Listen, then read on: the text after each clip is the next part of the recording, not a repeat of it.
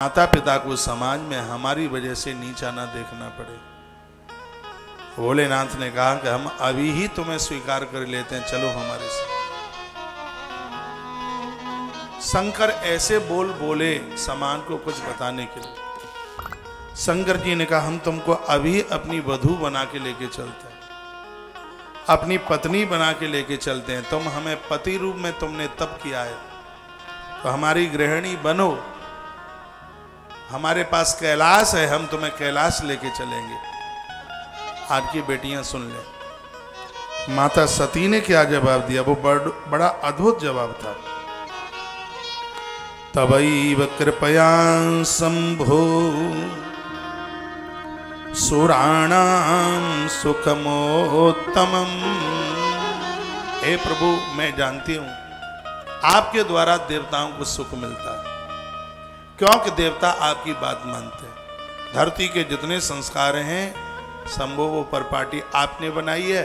जो आपके बनाए गए संस्कारों को स्वीकार करेगा इस लोक से लेके परलोक तक वो सुख का अनुभव करेगा। पहली बात मां सती ने ये बोली। और माता सती ने कहा कि आपने संस्कार की परपाटी में बनाया है, अपनी इच्छा से यदि बेटी को इंद्र भी मिले तो स्वीकार न करे, और माता पिता की इच्छा से उसको जो मिल जाए उसे स्वीकार कर ले। ऐसी बेटी बंदनीय हो जाती है। आपने मुझे कैलाश की बात कही है, आप कहते हैं हमारी गृहिणी बन जाइए। तो हे प्रभु, हमारे ऊपर हमारे माता पिता का शासन है, और वो बच्चे कैसे हैं जो अपने माता पिता से भयभीत नहीं होते, डरते नहीं। सती माता कहती है, सती माता कहती है यदि मैंने अपनी स्वेच्छा से आपका वर्ण कर लिया तो कैलाश का सुख मेरे लिए नाले के कीड़े की तरह होगा। शब्द देखो मां सती के, यदि मैंने अपनी इच्छा से आपका वर्ण कर लिया, आपको स्वीकार कर लिया, आप मुझे कैलाश लेके जाएंगे तो कैलाश का वह जो सुख है मेरे लिए नाले के कीड़े की तरह होगा।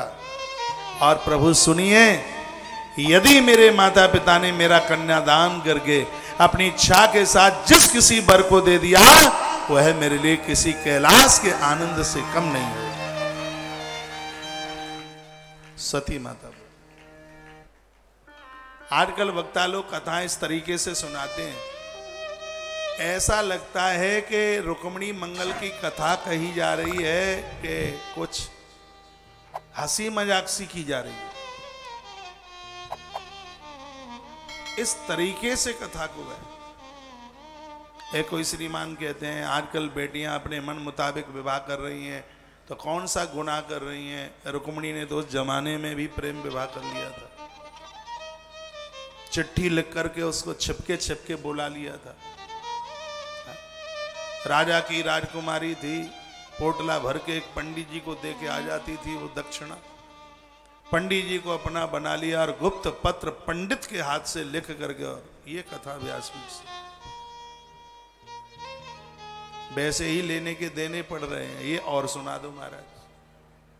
जे ही गावई है चरित्र संवारे, बाबा तुलसी कहते हैं वक्ता तो वह है जो इन चरित्रों को संभाल करके लोगों के माथे में बिठा के आगे बढ़ जाए।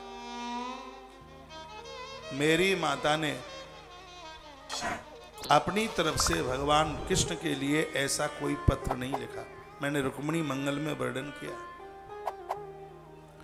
देवर्षि नारद जी का संदेश और पिता की आज्ञा। ये राजा भीष्मक जो उनके पिता हैं उन्होंने आदेश किया था। उन्होंने कहा बेटी, तेरे हाथ की लिखी गई चिट्ठी कृष्ण के लिए एक परीक्षण होगा, योग्यता कि भीष्मक राजा की कन्या कैसी है, तेरे हाथों के लिखे हुए ये शब्द बता देंगे। यह उनका आदेश था। और जिस तरीके से वो चिट्ठी लिखी गई है उसमें प्रेम विवाह की कोई बात नहीं छलकती। पिता की आज्ञा का आदेश गुरुदेव ने जो कहा था माता रुक्मिणी ने वो किया। आप जानते हैं जब तक सीता माई की मां का आदेश नहीं हुआ तब तक राम के गले में माला नहीं डाली। भले ही धनुष टूट गया था, अपने किसी स्वार्थ के लिए देवताओं को माध्यम बना लें, उनके प्रमाण दें, तो यह बिल्कुल गलत है। मैंने पूर्व में बोला है कि बच्चों को एक अधिकार तो माता पिता के पास ही रहने दीजिए, और वह है आपके विवाह का अधिकार।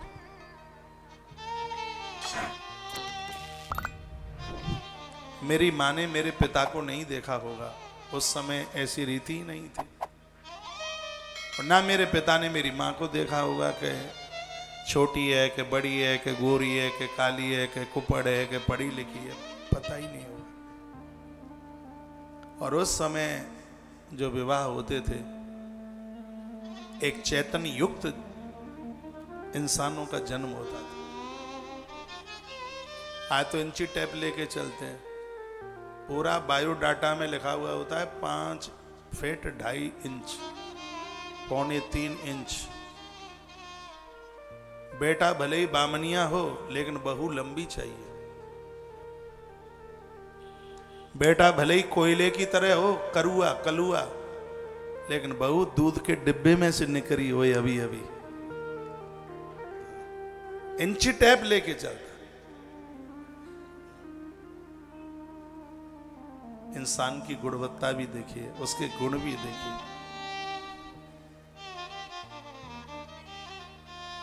क्या ये बात मुझे मां सती की इतनी अद्भुत अच्छी लगी जब मैंने इसको पहली बार पढ़ा, आज से बहुत वर्षों के बाद। मैं तो पागल आदमी हूं, आप विश्वास करें, मैं अकेला ही 5 मिनट सती मैया के लिए ताली बजाता रहा।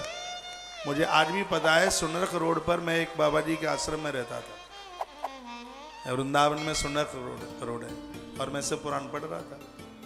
मैंने बिना हाथ में कलम लिए कभी कोई किताब ही नहीं पढ़ी। मैं किताब पढ़ता ही तब हूं जब मेरे हाथ में कलम हो।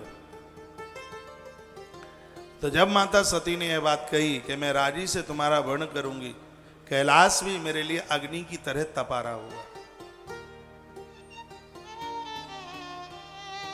वो नाले के कीड़े की तरह मुझे कष्ट दे रहा होगा। हे शंभो, यदि मेरे पिता अपनी राजी से मुझे जिसके हाथ सौंप देंगे, मेरा धर्म कहता है तो मेरे लिए कैलाश से भी बढ़कर के वैभव होगा, मेरे लिए सुख होगा। शंकर की एक नहीं मानी, महादेव की नहीं मानी। मैया ने ऐसा जवाब दिया। मैंने 12 वर्ष आपका अर्चन किया है और ये बात सिद्ध हो गई है, जो तुम्हें पुकारते हैं चक्कर घूम रहा है, पता है। आपने मुझे दर्शन देकर के कृतार्थ कर दिया है, धन्य धन्य कर दिया है। मेरा प्रणाम आप स्वीकार कर लें।